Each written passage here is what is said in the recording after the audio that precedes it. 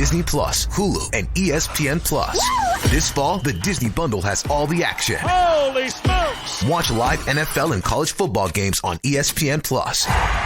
On Disney Plus, there's Loki Season 2. War is on its way. And Ahsoka. Buckle up. And on Hulu, you can watch The Boogeyman and Welcome to Wrexham. Oh my God, the expectation. All of these and more streaming this fall with the Disney Bundle. Blackouts and restrictions apply. 18 plus only. Access content from each service separately. Offer valid for eligible subscribers only. Terms apply.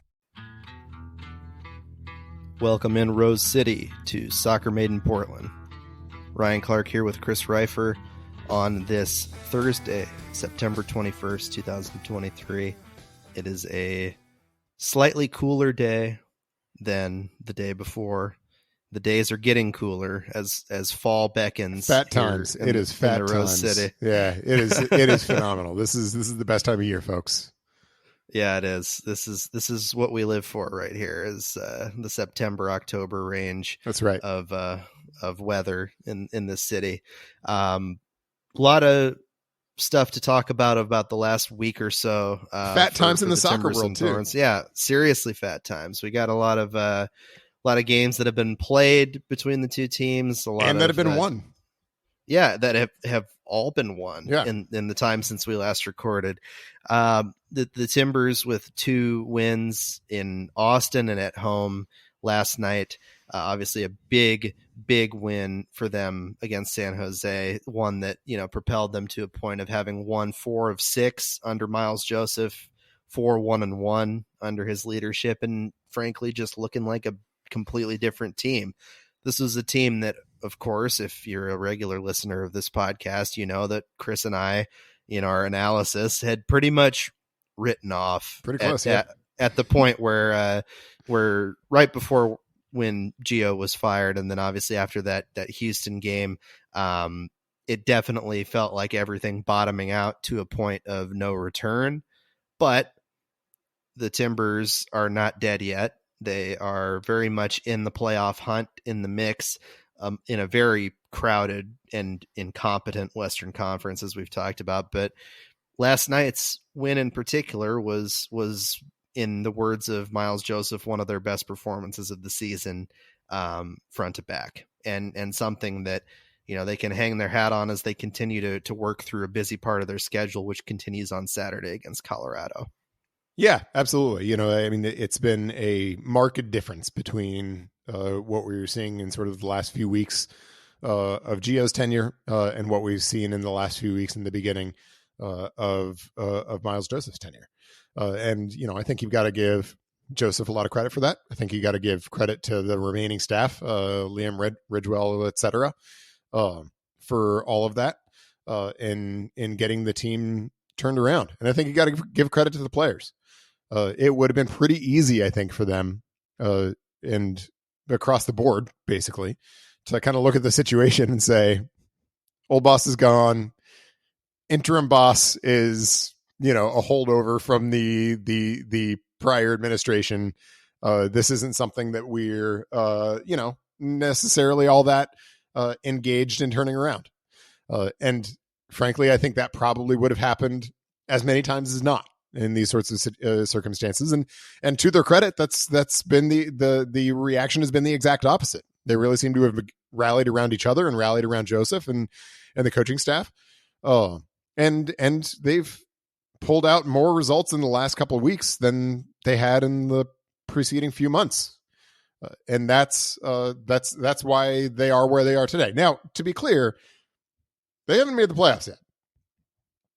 And even as we've discussed, merely making the playoffs ain't shoot. But, they still very much stand on a knife's edge in terms of just sort of doing the bare minimum of getting into the postseason.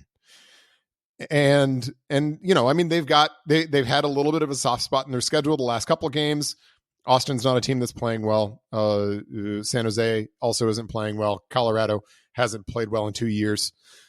And so, they're in a soft spot in their schedule, but to their credit, whereas, so even if, they've kind of been flat track heroes over the course of the last few weeks, that's better than what they were previously, which was very often flat track roadkill. So full credit to them. I don't mean to take anything away from them in terms of by pointing out that the schedule has been pretty favorable recently, because they've won those games, and that represents huge progress. But what that portends for the future, the track's going to get at least a little bit bumpier in the last few weeks of the season. I think it very much remains to be determined. And so it's time to start popping corks. Even if they win out, it probably still won't be time to start popping corks. If anybody's popping corks over finishing 8th or whatever, like, maybe a beer, but not corks, not a corked beer. You don't get a nice one. You get like a can. But I think it's progress, and it'll be interesting to see where they go from here. I don't think I've ever seen a beer that has a cork in it. I know that really. You got to shop around. Is there beer that is corked? Absolutely. Or is it? I mean, it's like traditionally capped. Yeah. In my experience. Yeah, there are lots of sort of premium craft beers that are corked. Wow. I guess, my experience with corks extends only to the point of wine, there's a major wine person. Whole new world of corkage out there that you are unfamiliar with, apparently. My God. More corks. As if I needed that in my life. But they don't get those beers even if they make the playoffs. That's true. They get I can't remember what the league, like Heineken or whatever. They get a Heineken. I'm not a huge fan of Heineken. I'm not either, but that's what they get. No, but that's what 8th place gets. 8th place gets you a Heineken. If you want something with a cork, you get in the top 5. That's how it goes. It's like, it's a beer. Yeah. But no, I agree with you. I think that, they would like to get into the postseason, but I don't think they'd be satisfied by just getting in either. I think that it would be a great achievement for Miles Joseph to get them in, period, given where they were, given how deep the bottom got after that Houston game. It's a lot of guys playing for their jobs. It's Miles Joseph coaching for potentially being one of the major candidates. I think that he's shown that he should at the very least be given strong consideration based on the team's performance and his sort of tactical knowledge that has been on display in these games. One of the great criticisms, I think, of Gio, especially in the last couple of years, was sort of the rigidness and the team's inability to sort of adapt, whether in game or over a stretch of games, right? And Gio would talk about making those adaptations, but often we wouldn't necessarily see it on the field. Now, whether that was a product of his coaching or maybe his ability to reach the guys or whatever it might have been over the years, it is tangibly different under Miles, right? I mean, they are tactically complicated, adapting, utilizing players creatively, even in situations where they're missing players. It is no longer an excuse that causes the traditional way of going about things to fall apart, but rather something that they make an adaptation to. Like you look at, obviously signing Brian Acosta in the first place was a big deal, but Brian Acosta's play and his role last night in that win was indicative, I think, of that philosophy, which has been consistent through the first 6 games under Miles. And I was even more impressed with the way the central midfield worked in that game at Austin.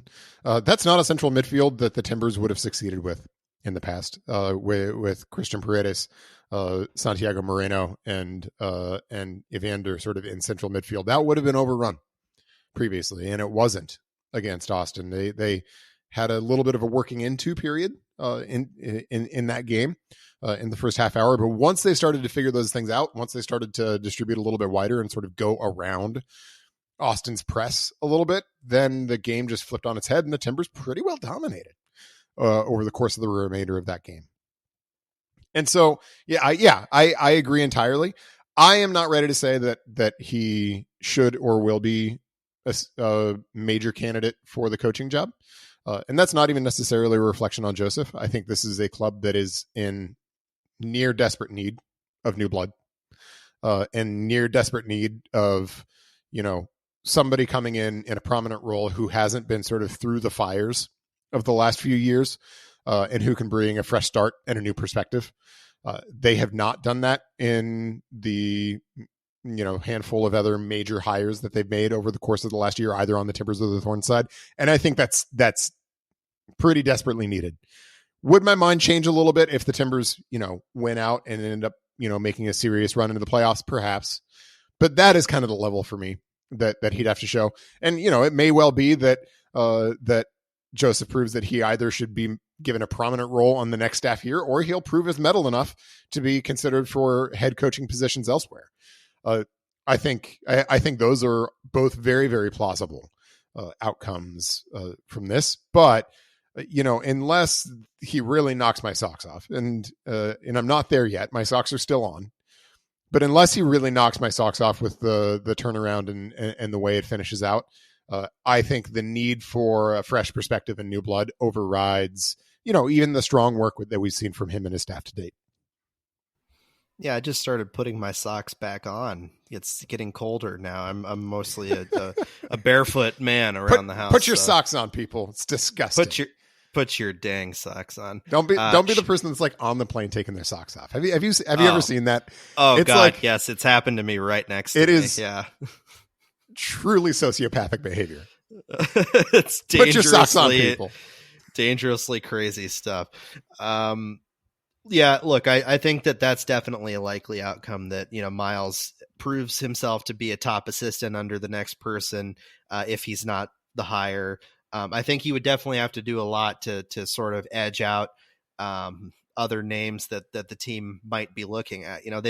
They've spoken privately that they're trying to attract big name coaches for this job, and that they're going to try to interview those folks. But, so far it's just vague talk. We haven't heard specific names floated yet for the job. And, I guess it makes sense to a degree. They want to give Miles room to do his job and not create any sort of distractions, especially given how well the team has been playing the last few weeks. Yeah. So, a lot to unpack there, and we will continue to do so. That said, it's a decision that needs to be made fairly quickly. Yeah. Because they need to get that coach, whoever it is, in place so that they can work collaboratively with Ned Grabavoy and his staff on revamping the roster in the ways that it still needs to be revamped, and to give that coach the best opportunity to succeed in 2024 that they can have. And so that we don't have another situation like we have the last couple of years where the Timbers stumble out of the gates while they're trying to figure things out, and then put themselves behind the 8 ball and have to pull a rabbit out of a hat come September. That's where we are now. That's where we were last year. And I think they need to make that coaching decision early enough so that they have a full off season to get ready for 2024, so that doesn't happen for a third year in a row. 4 games left for the Timbers now, 30 down, 4 to go. They've got Colorado on Saturday at home. In terrible team. You got to truly terrible team. Got to get 3 points out of it, regardless of short rest, regardless of Paredes not being available due to the yellow card accumulation. Christian Paredes, of course, great game last night. Great game against San Jose. Truly one of the dumbest yellow cards I've seen somebody get on yellow card warning. You got a yellow card for kicking the ball away after a foul. I don't even think he committed the foul. I think it was somebody else, and he just walks up and kicks the ball away, and yeah, not a good moment. I'm sure that's one that he looks back on and thinks, what the heck was I thinking when I did that? Yeah, but he sort of chuckled when I asked him after the game about it, because he totally realized the sort of, lack of brain in that moment for him to and those moments happen. That comes every now and then when you're playing, the emotions sort of just reaches a certain level. It is what it is. I don't fault his character for it. He's not a guy that's shown consistently that he's doing stuff like that. No, and he's been playing phenomenally, and as evidenced by the fact that he's been given the armband twice in the last few weeks. He's clearly taken on a leadership role, and I think you can see that in the way he's sort of not only asserting himself in games more, which he absolutely is, but also in the way he's sort of asserting his voice outside off the field. That you can see his leadership, him sort of starting to step into that, which is great. I mean, all of the other marks for Paredes right now are glowing, except that one where you're like, come on, man, what happened in that moment? Yeah, it stinks for sure. But his performance last night was excellent. Yeah. I mean, him and Acosta were great together, but Paredes in particular, I think has emerged as one of Portland's most important players. No question. There's a reason why, Ned didn't sort of accept the offers that were coming in for him, and that they went out of their way to sort of share with various media members privately, anonymously, quote unquote, that they declined those offers because, one, obviously it makes the club look, good because they assert themselves in a position where, they are able to decline such lucrative offers, but it also, I think, is them going out of their way to show appreciation for a player who undeniably over the last several months, whether the team's been good or not, Paredes has been very good. And I still think the Timbers are in a spot. I mean, look, we can't let the last 3 weeks erase what we saw over the course of the previous 6 months. And the Timbers can't do that, right? Ned Gravovoy can't do that. He has to consider what he's seen over the course of the next 6 months. And he still has to be in the mode of kind of making a list and checking it twice for who they think they want to keep and who they want to sort of have be part of the core going forward and who they're not going to keep. And sometimes those choices can be a little bit difficult. I think Paredes is clearly in the keep category. Clearly in the keep category. And I think they've made that clear. I was glad to see Acosta's performance against San Jose. Frankly, I thought he had a rough introduction to Portland. I think a number of his performances to that point hadn't been very good, including at Austin when he came on in that game.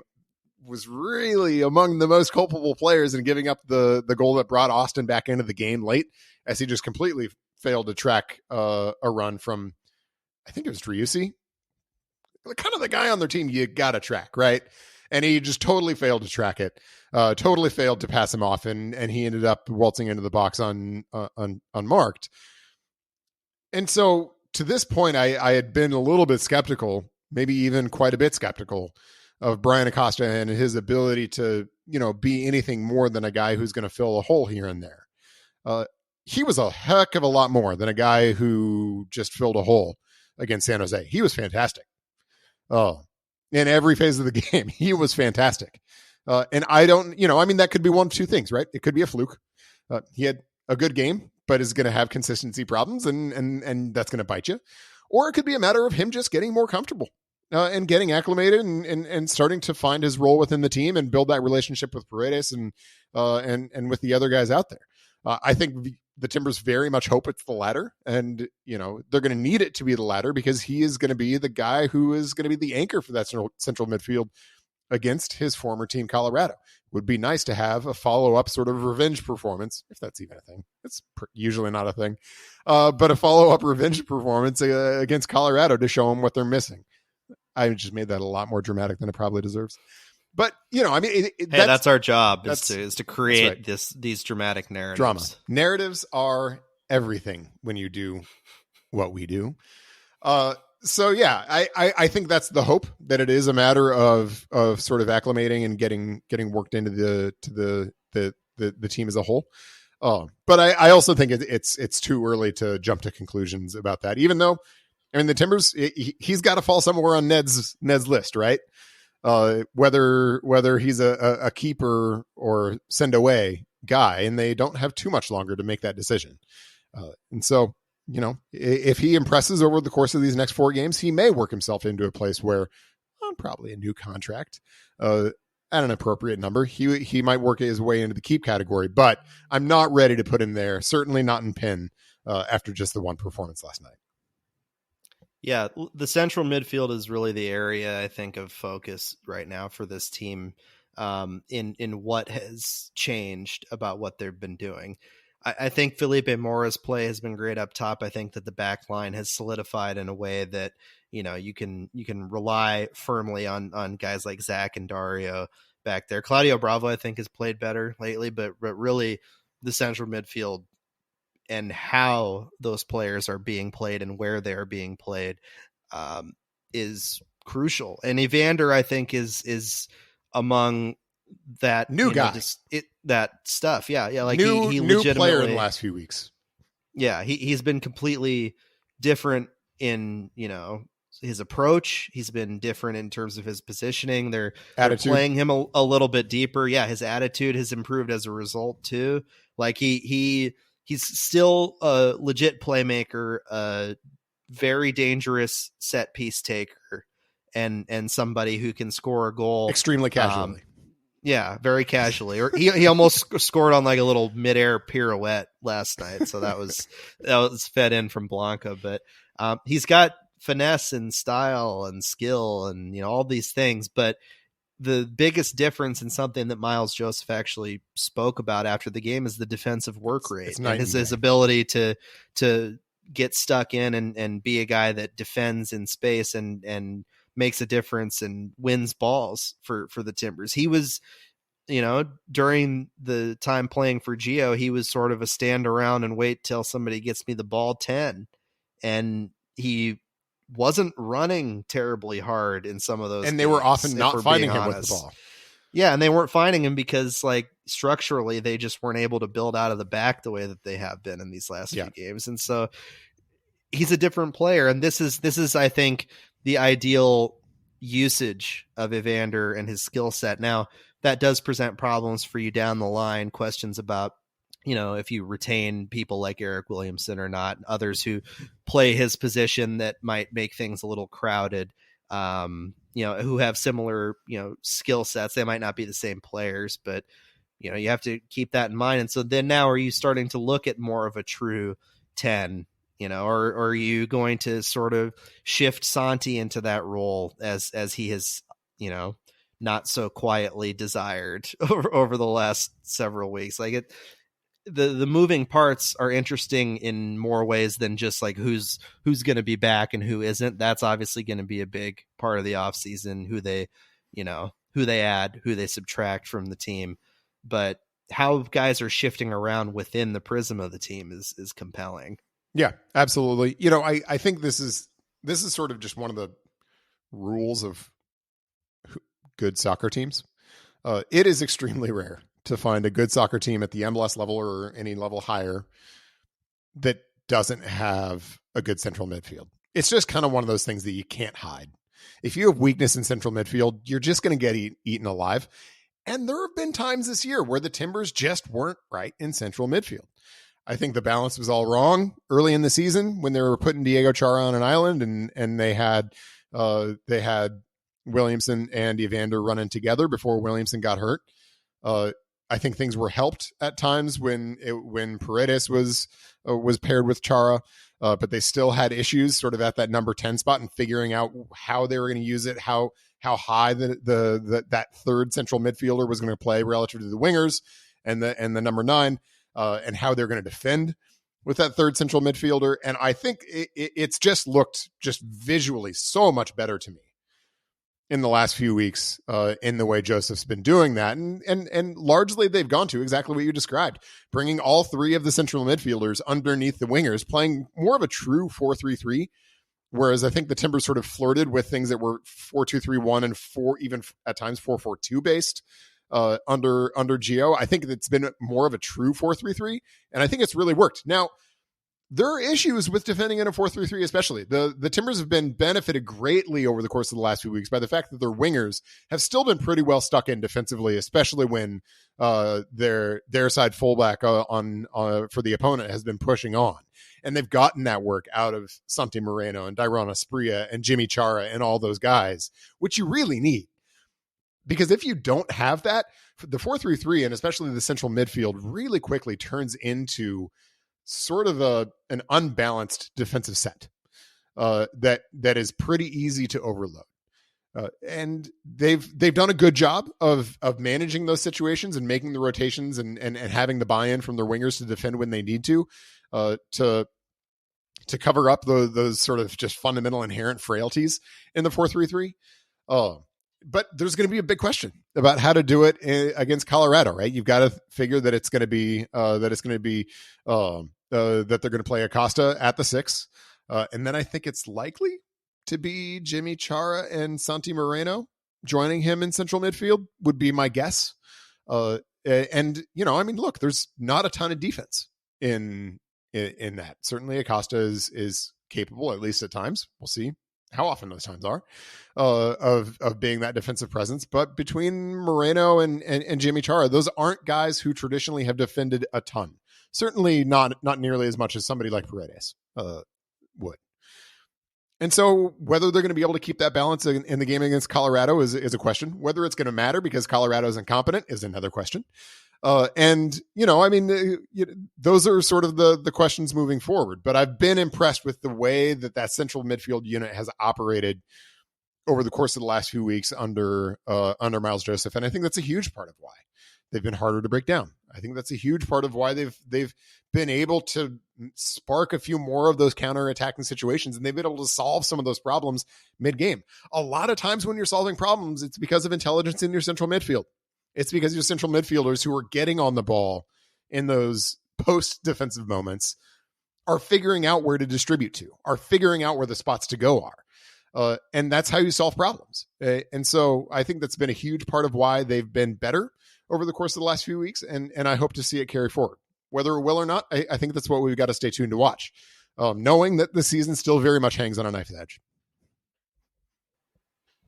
Speaking of strong central midfields. Oh my goodness. I know where you're going. And this is a force of a central midfield. The Portland Thorns with a 2-0 win over OL Reign on Saturday. A really strong performance once again against their rivals, a talented Reign team that came in with a lot of emotion, knowing that it was Megan Rapinoe's final game in Portland as a professional, barring, of course, a playoff matchup. Really cool atmosphere at the game, and cheers for Pino when she came off too. I think that, as an aside, that was just a really special thing to be able to witness. Yeah. And, obviously Pino means a lot to this city. The game itself, huge for the Thorns, not only in the tight table to regain the top positioning, but for confidence, for consistency's sake. And that central midfield led by Coffee and Rocky again, dominant, just purely dominant against really good opposing midfielders. Yep. It was no joke, the performance that they put in, especially in the first half. I thought the Thorns just ran rampant over the game, and it was a really impressive first half performance that put them deservedly, I thought, up 2-0. I can't say enough about the way the Thorns sort of kept the Reign pinned in, and a lot of that comes from central midfield. I thought both Rocky and Coffee were just phenomenal, as we've seen when the Thorns are good. And as we were sort of calling for when the Thorns were struggling a little bit, that double pivot seemed to make a lot more sense than sort of the 1-6 and 2-10s approach that they took during that period in which games were turning into track meets. I mean, this when that unit is working well, the Thorns are just so darn good, and that's exactly what we saw in the first half. And that's not to criticize the performance in the second half. I think the performance in the second half was exactly what you want in a game like that. They shut it down. They were up 2-0, and the Reign had a lot more of the ball in the second half, but they never looked keen to cut into that lead, let alone erase it. And the Thorns made darn sure that this game at 2-0 up wasn't going to turn into one of those track meets. That's playoff soccer right there. That's how you win these kinds of games. It is so rare against teams of the quality of the Reign, or certainly of the quality of the Wave or Gotham, as they're about to see in the next few weeks, that you're going to take a game in September and have it be a runaway, a 3 or 4-0 or something like that. That just doesn't happen very often. Even when you play as well as the Thorns did in that first half, and I thought they were spectacular, it's even if you can get your nose in front a couple goals like that, usually the game's going to get tight, and that's a good thing for the Thorns. And so overall, I mean, it's a massive win. It's a great performance. It puts it together with a couple of favorable results elsewhere. Really, I mean, a fumble from the Wave in losing at home. Those were huge points dropped by San Diego that have now, combined with the Thorns' excellent performance and result against the Reign, make it so that if the Thorns win their next two at home, which, don't get me wrong, don't think for 1 second I'm saying that's going to be easy. That's going to be hard. The Wave and Gotham are good, right? They are what, 2 and 3 in the table. They're good. And so those are going to be challenging games to win. But if the Thorns win them, they're the Shield winners. Win twice at home, and it's that simple. Yeah, it's right in front of the Thorns now. They're in a position where they win these two games, they win the Shield, and that Angel City game doesn't matter as much, but at the same time, given that you're going to have a bye in the first round in that scenario, you'd expect a pretty full team to play in that game, particularly if Sophia Smith is sort of working her way back to full health. That's key for her for sure. And Angel City's been playing better. And so that is a very tricky game, or at least a very tricky looking game. If it turns out to be meaningful for the Thorns in terms of the regular season standings and that finish. So, it's going to be hard to do, but they would very much like to package the Shield in the next couple at home. Yeah, and to win it on your home field too. I mean, they put themselves in a position where they could celebrate being Shield winners at home in front of their fans in a game against a really good team in Gotham. So, a lot to be done before then, but this performance I think is indicative of the Thorns being on that track of being capable of, despite the quality of the two teams coming in, of pulling out those 2 wins. We talked about central midfield. We talked about Coffee and Rocky, and both of them were phenomenal.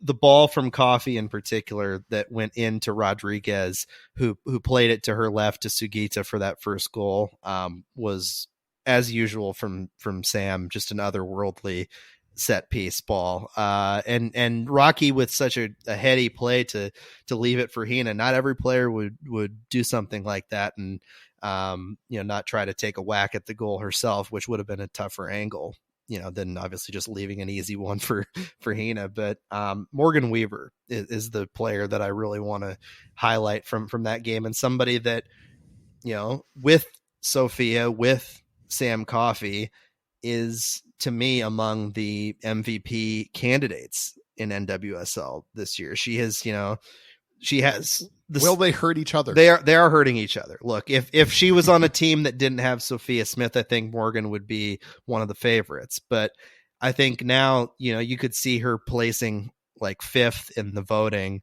and Soph winning it. I think regardless of the fact that Soph has missed these games, she could miss the rest of the season, and I firmly believe that Soph should repeat as MVP. And Sam is somebody that, once again, if she were on another team, would be absolutely in that conversation as well, in the way that sort of Lindsay Horan won MVP for the Thorns several years ago. That type of player who makes such a massive impact. It's what happens when she's like the Angela Salem hipster MVP pick. The year that Salem just absolutely dominated for the Thorns and was phenomenal. She was like the hipster pick for MVP. That is Sam Coffey this year. Yeah, the beanie wearing, coffee drinking, for lack of a better beverage, coffee drinking people in the world. Beer with a cork drinking. Beer with a cork, those folk twirling their handlebar mustaches. They're right. telling us that, well, actually, I think Sam Coffey should be the MVP of the league. And by no means am I belittling that. I think that actually is a valid argument that one could make. The problem is Sophia Smith is a Titan and has dominated all season and is putting together an incredible statistical campaign regardless of her injury. And when she comes back, if she comes back in the regular season, which looks likely at this point, but we'll see. You just made me very nervous. Yeah, no. Don't. I won't. You're not reporting anything. To be clear. I'm not reporting anything. I won't go either way. I won't go the pessimistic or optimistic route. I will say that, given how they described it as mild, given the amount of time she's had between the injury and this upcoming San Diego game, this is the first one where you genuinely can wonder if she's going to be back. But regardless of whether she comes back or not, to me, she's the MVP. And,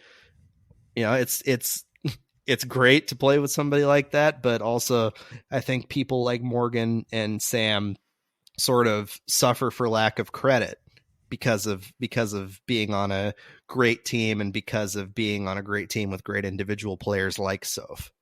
And Weaver has been just enormous in keeping the Thorns afloat in the attack while folks like Soph and while folks like Crystal Dunn have been out as a result of the World Cup or now Smith's injury. And so, yeah, I agree that there are a lot of circumstances in which there would be a pretty credible Morgan Weaver for MVP campaign.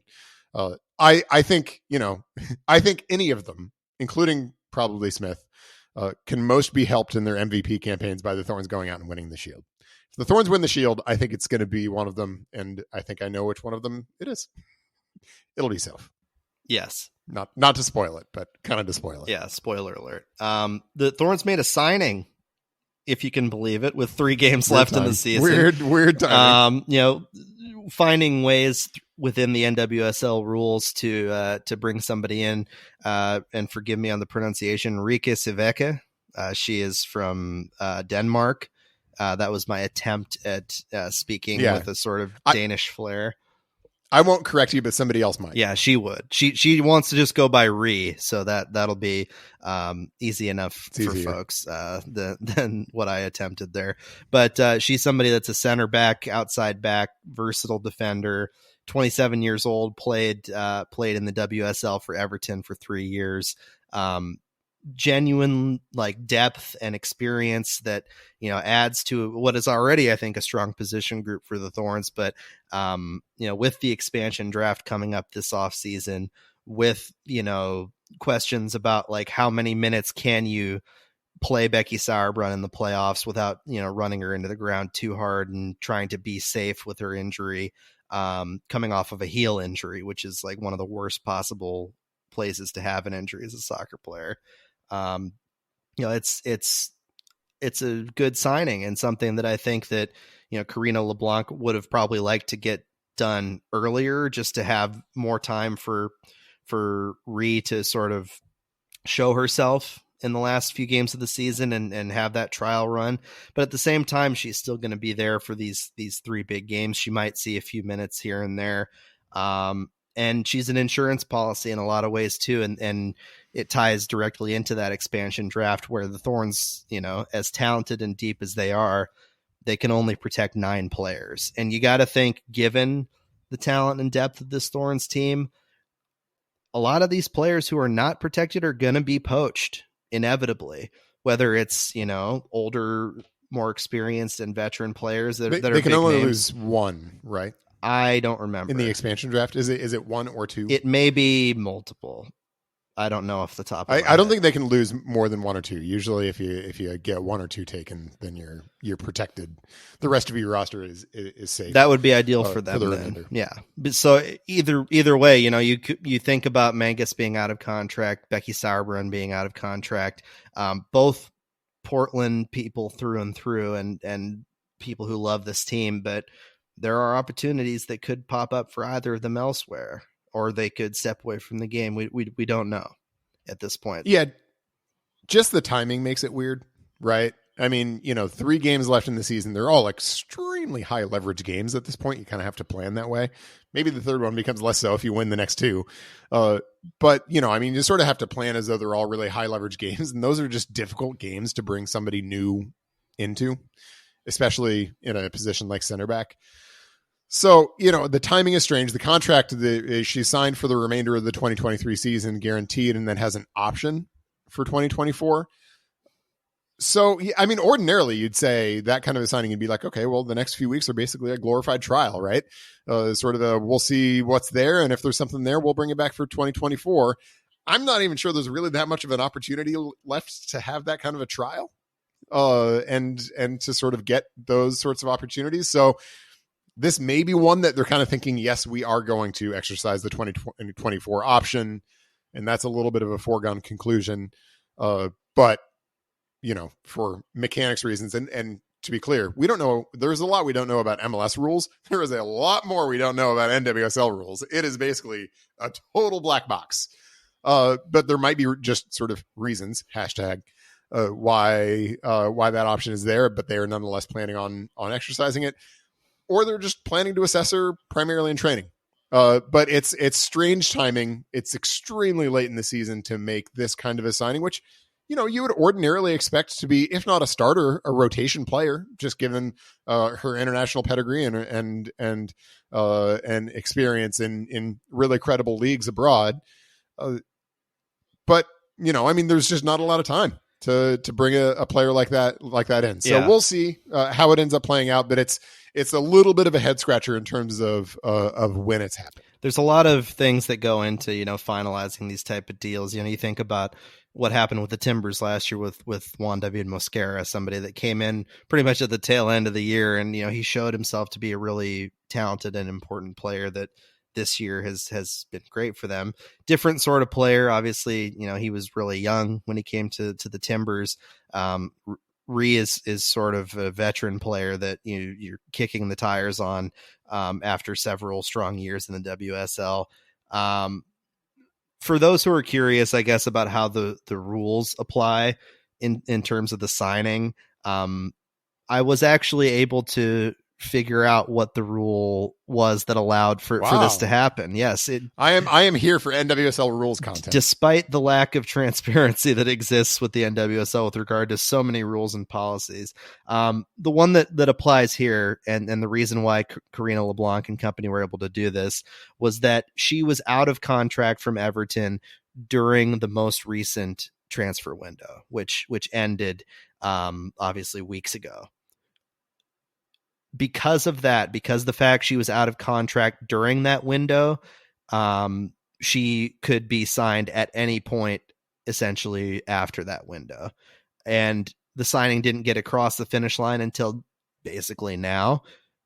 They had been working on it obviously for a while, but there are things that go into it, the negotiation with agents, the travel and the visa system, the archaic American immigration system that is always creating hurdles for people.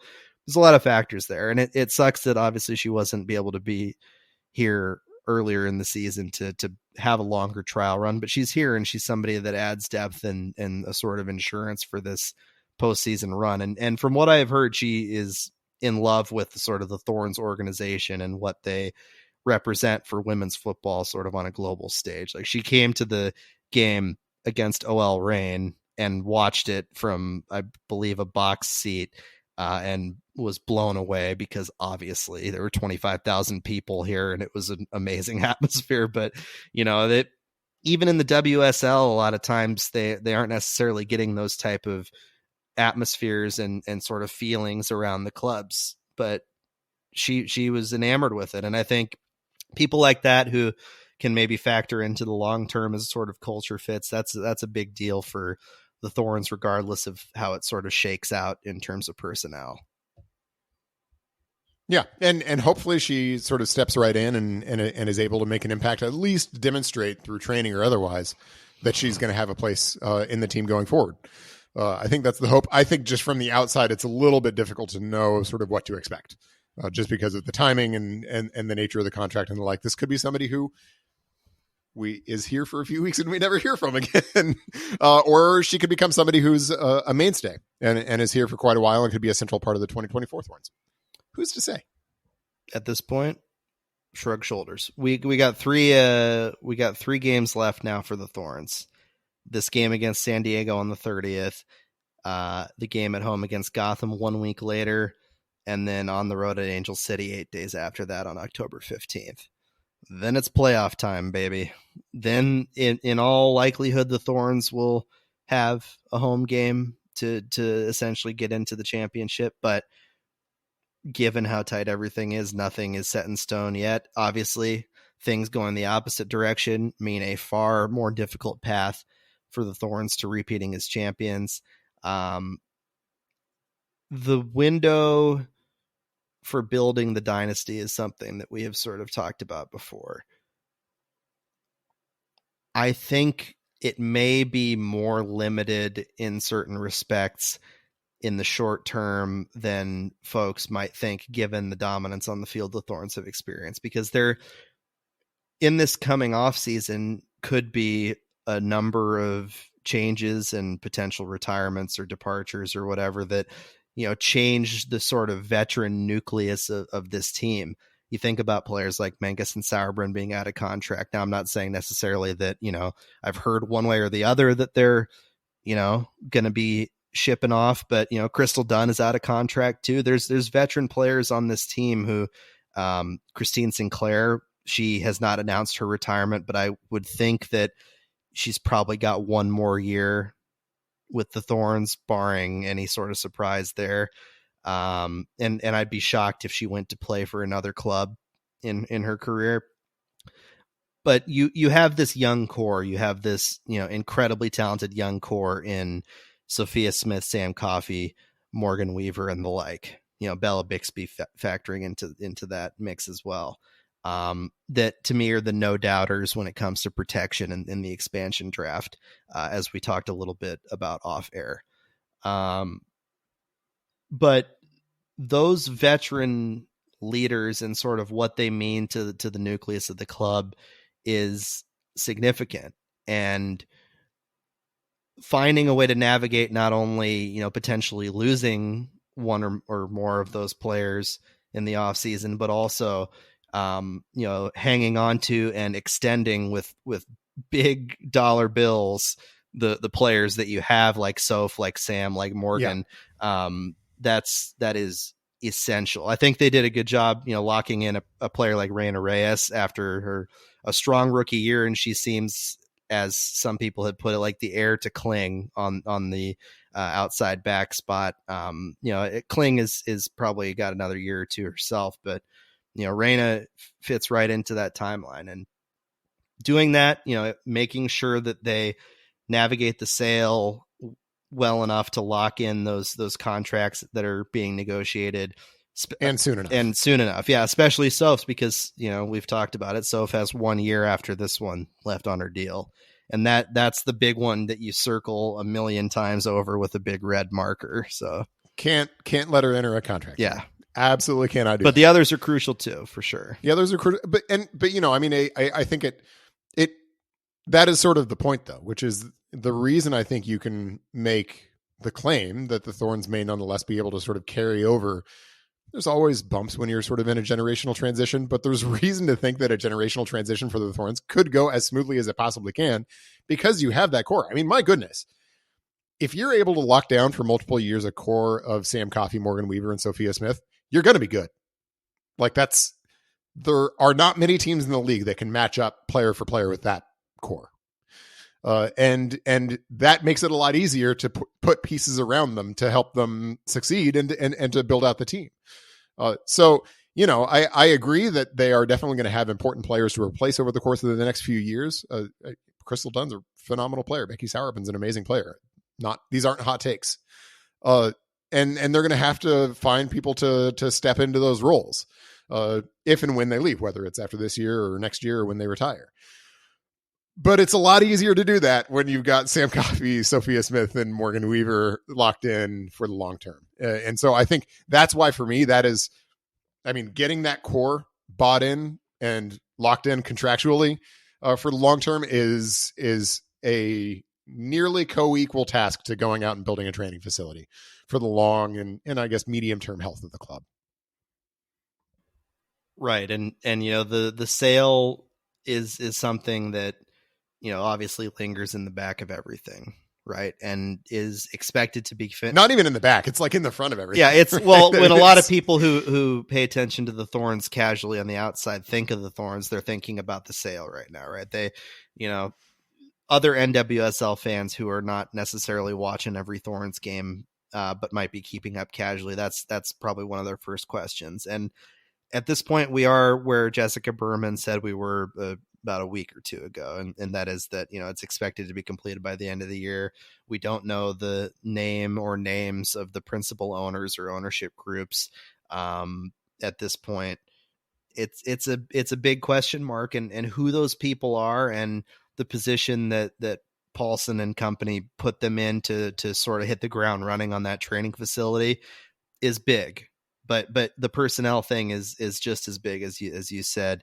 Locking those players in and building what Karina LeBlanc has talked about as a global brand, as the epitome of what women's football should be on a global stage, competing with great clubs around the world.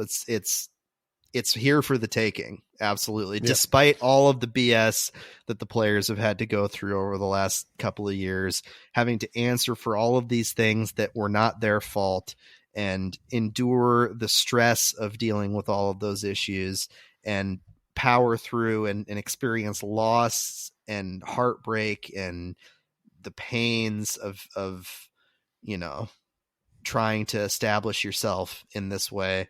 There is greatness to be had here. And that's, I think, a really exciting thing for fans to watch, but it's a fraught thing too. And it's possible for those things to not go that way. So you have to sort of appreciate them as they come, and just sort of, you know, clench your fists and hope that everything, if you're a fan, hope that everything works out. And in many ways, the ownership transition is going to be kind of the mystery first domino that's going to determine how everything else falls from there. That includes all the questions that go into that, right? When, who, how much are they going to invest in the team? Like, it involves all of those things. And we don't have answers to any of them. And so as we look at these pressing issues around the club, including locking in this core of players and building out a training facility and managing this generational transition that is unavoidable, regardless of whether they re-sign some of those players to new contracts for next year. It's just going to happen the next year or two as a matter of time. Those are all, will be substantially affected by the new ownership, the approach that they take and how much they invest and all of those things. So, I very much see figuring out that question as kind of in many ways in the foreground of all of these other issues that we've been discussing with the team. Next game for the Thorns, Saturday, September 30th against the San Diego Wave. That's at home at 7:30 over at the Park. I'll be there. I will not be at the same time watching the Portland Timbers on the road at the LA Galaxy, although maybe I'll have it up on the laptop as sort of background just to see how it's going. I won't be writing on that, of course. But you can continue to follow my work and our podcast on OregonLive.com. Follow us on Twitter at SoccerMaidenPDX, at Chris Reifer, at Ryan T. Clark. Like, subscribe, do all the good stuff. Chris, any parting thoughts here, good sir? Nah, I think I got them all out. Good. Feel pretty good about it. Feeling good. We're feeling good on a Thursday, folks. So thanks for joining us, and we'll see you next time.